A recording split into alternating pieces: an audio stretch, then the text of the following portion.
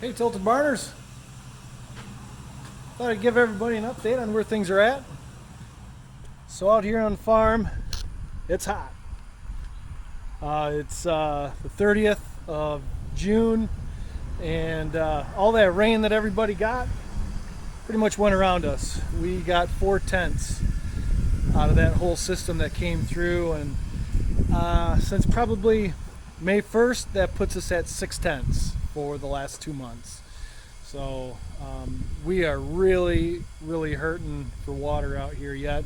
I heard some other guys around the state had gotten a couple inches or an inch or more. We were just not that lucky, and you can see the hayfield behind me. That's what it is. It's pretty much got some mare's tail and stuff like that coming through, but pretty bad out here. So today it's about 90 degrees again, and we're working on getting some water over to the bull. So what we did is in the last, I think we went on vacation here 2 weeks ago, and we moved the bull to the back pasture. And so what we did is now we're starting to use this. So we've got this water tank here, and what we're doing is we're hooking that up, and then we're sending it down to the woods, or hauling it down to the woods, and then we're dumping right into the big stock tank where the bull is. So we'll get this tank filled up, and then I'll show you how we do it. So here's the tank on the outside. We got a big valve on the bottom, and we're just filling it off of a garden hose. The bag here, we just kind of throw over the top, keep the critters out. Just filling it off a garden hose, so nothing too fancy. This, I found this on Facebook Marketplace, 3-point set of forks. So this thing here is actually worked pretty darn good for this, and it's heavy duty. I was really happy to find it, and it's just been working really well for this. So you can see here we're almost full, so we'll get it up to the top and we'll head back. Well, I forgot to get the video of us coming up through here to the back pasture, but here's the water tank. And so this is how we're getting water back here for that big fella. So pretty soon we'll probably have to start feeding hay out back here. It's looking pretty thin. And here in a few days I'm going to have to put the brood cows in, and you can see there's just nothing here. You know, it's dry. There's a few spots of green out there. There's enough forage here. You know, here's some taller stuff here that's got some green in it. You can see where he's been taking the tips off of this stuff down here too. So he's got enough forage for himself, but once we bring the brood cows back, it's gonna get we're gonna have to be putting round bales out. If you remember back when we were putting this fence up, we talked about how we set 2 posts on either side of that tree trunk that comes through, and this is exactly why we did it. You know, he's got something that he's got an area for shade. He's got something that he can you know, rub on and brush up against. So it worked out exactly how we hoped it would. And when I came up with the tractor, when I came up through here with the tractor and then I looked across, he was bedded down in the shade, just chilling out. So let's go over here and take a look at some of these taller spots back in here and see what the forage looks like. These were areas where it's a little taller and a little greener. I think these are areas where I set the round bales out a year ago, and we're flaking out. I think we had small squares as well, and I think this is where it was happening.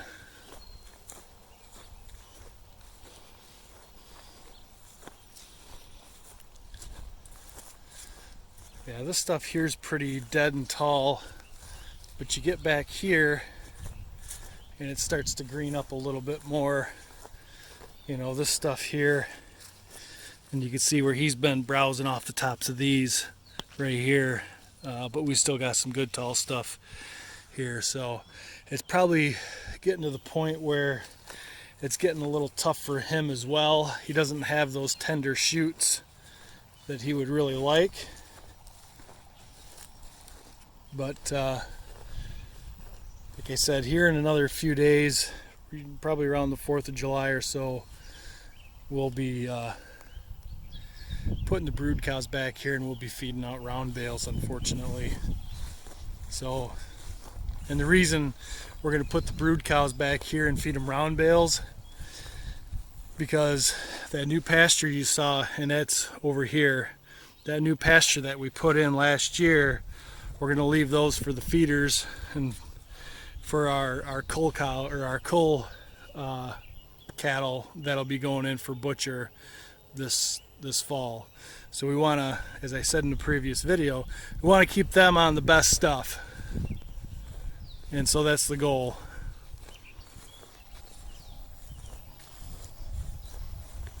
Yeah, it's just pretty, it's just dry. We just haven't had the rain.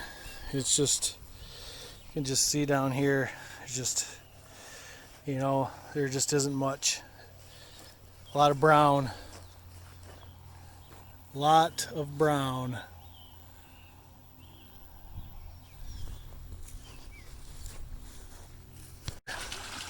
Well, the tank's full.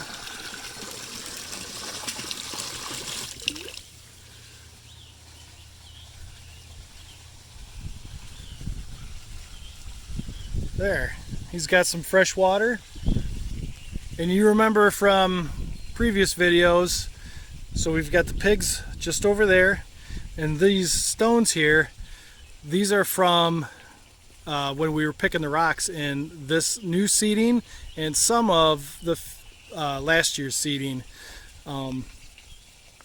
So this was a low spot right here, and to make it easier to get the equipment in and out, we decided to kind of start dumping the stones in there and level it out a little bit.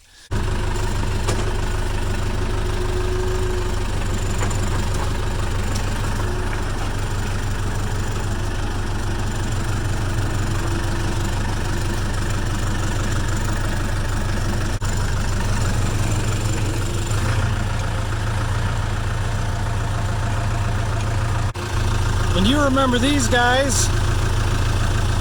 See them right back in there.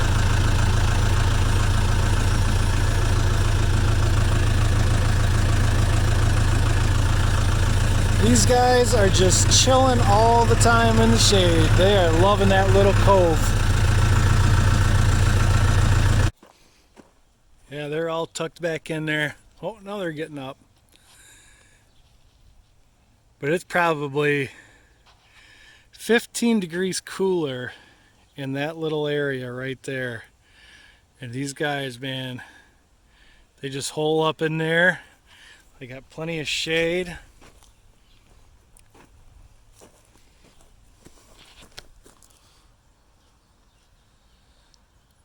They got a nice little place back there.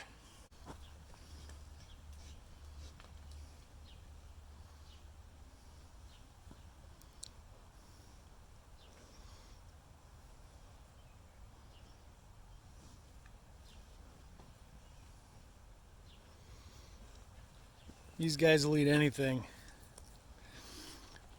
That's wild rose in front of them. Look at, see if he'll do it. They just grab a hold of that stuff and just chew on it. That'd tear you and I up.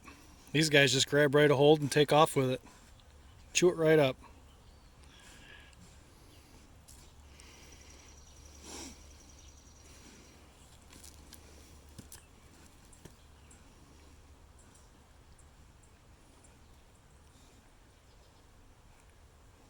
It's not wild rose, but something else. Oh, you know what? No, it actually is. You can see the thorns on that green stick in front of its nose.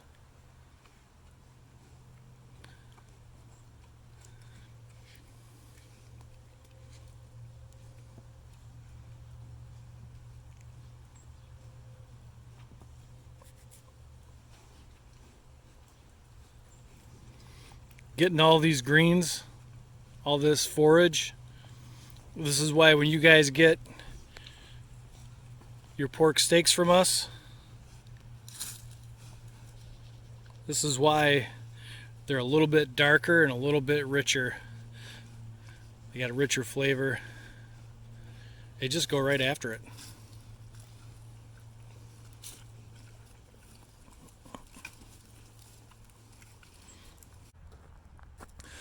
Well, we're in the back of the north pasture, I guess you would call it.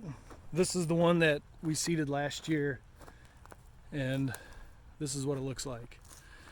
So you remember in the past videos we had, and it was spring, I get it, you know, the stand was just incredible, but now it's down to well, kind of, it's not as bad as the other field, but it's down pretty low. Let me show you how this looks.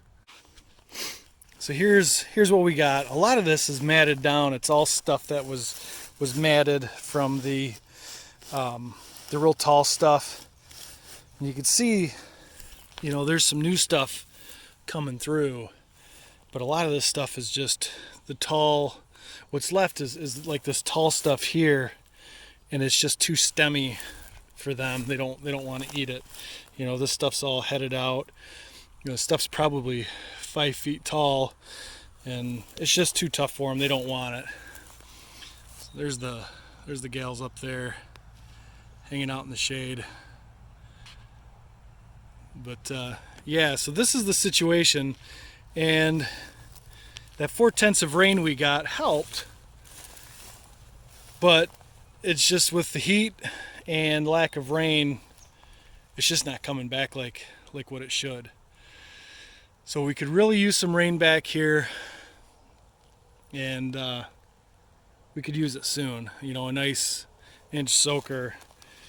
And if nothing else, what I'm hoping happens, and maybe I'm silly for thinking this, but my hope is that, like, this stuff here that's all matted down and browning out, that it kind of, if we got a nice soaker, this stuff would soak up and catch that rain and hold it, and maybe help hold some of that moisture in the ground instead of it evaporating out right away.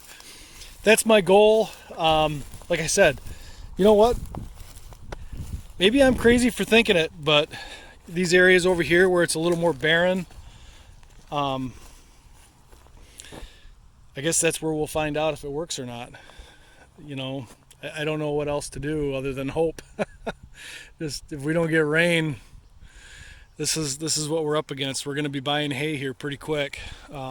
We've got a little bit of hay to feed out in the back. We're hoping to keep, you know, like I said, the ones that are going to be going in to get butchered this fall, we're hoping to keep them on this and just rotate them back and forth through here. And if, you know, you might be wondering, well, why is this whole thing open? You were doing 2-stage grazing, and you're right. And the reason we opened this whole area up was when Mrs. Tilted Barn and I went on vacation. We didn't want to have to worry about, we had to have somebody come out and do chores for us. And we wanted to make it as simple as possible. So what we did is we told them that they only had to worry about chickens and pigs. And so we opened this whole area up to the cattle so that all they had to do was, the cattle could graze, they could do whatever they wanted. The stock tank is on a float, so they just had to make sure that the float was working, they had water, and then the cattle did the rest. So if you did catch that the cattle were all just, you know, you didn't see any temporary fence up, and you were wondering, you know, why are the cattle having free range? That's why. Well, we'll head back up, and I've got one more surprise for you, and then we'll call this a video.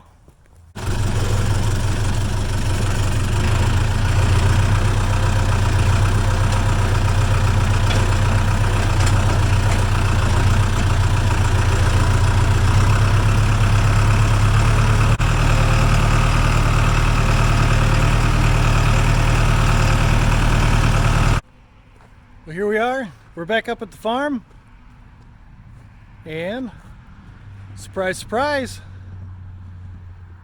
we put up a new feed bin. So this bad boy here is good for 1,600 pounds, and this will be our chicken feed bin for the broilers. So if you guys followed us on Facebook and Instagram, which you should be, you saw us hauling this thing out and getting ready to set it up, and actually starting to set it up. So this is it. So nothing fancy to it. Let's head up and take a look. So last year we poured these footings for this bin, and then there's 4 more for a future hog bin. But we wanted to get this one set first, and we'll do the pig one, the hog feed one, hopefully yet this summer. But got it all anchored down. It's just got a slide chute for speed. So we'll just probably set some pavers down here. Got the chute, we'll set 5-gallon pails up underneath it. You know, got a ladder here, of course. Got to have a ladder. But that's it. So we're pretty excited. The big thing with this is that we are no longer going to have to be running to the mill and buying pallets of feed.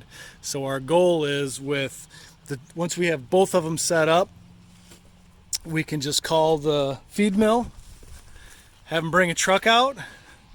The top flips off, so it actually will flip up and over, and they can swing the auger out on their truck, fill this one, and then swing over. And then this one here is even bigger. This one I believe is going to be 3,500 pounds. And actually, Mrs. Tilted Barn, the reason that we haven't put this one up yet is we are still kicking around adding another set of rings to this.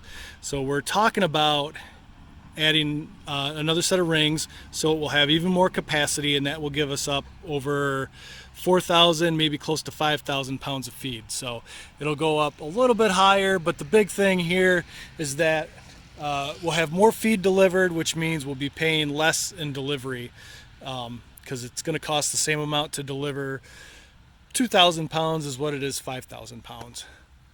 So this is the big thing. Got our feed bin here. So we're pretty excited. I just want to say thanks for watching, and we really appreciate everybody's comments and meeting everybody that we see that comes up and just says how much they like the videos. There's times where sometimes I think about not doing this because it is a lot of work, and about the time that I start thinking that, somebody pops in or somebody sees me and recognizes me, you know, or it's somebody that has known me for a long time, and they make a comment. They just say, hey, you know, we really enjoy the video, and I really like that. About the time that I start to think this isn't worth it, this is too much work, it just really, it gets me back into it, and I just want to say thank you. And for the rest of you guys, thanks for watching, and you know, hit that subscribe button, hit that thumbs up, and we really appreciate everybody. So we'll see you on the next one.